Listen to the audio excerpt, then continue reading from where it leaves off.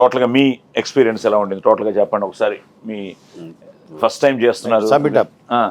So దీనికి నేను first thanks చెప్పాల్సింది కోనా సార్. అంతకుముందు పరిచయం ఉన్నప్పటికీ కూడా విఎన్ ఆదిత్య సార్ ద్వారా నాకు ఒక చిన్న గ్యాదరింగ్లో అనుకోకుండా ఆ టైంలో ఇంకా నాకు లెగ్ యాంకిల్ సర్జరీ అయిన 1 monthకే కలిశారు.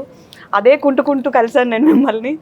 అనుకోకుండా అక్కడ అడగడం, నెక్స్ట్ డేనే ఆఫీస్కి వెళ్ళడం, స్టోరీ నరేట్ చేయడం, అన్నీ అనుకోకుండా జరిగిపోయినాయి. But big thanks to Kona sir first.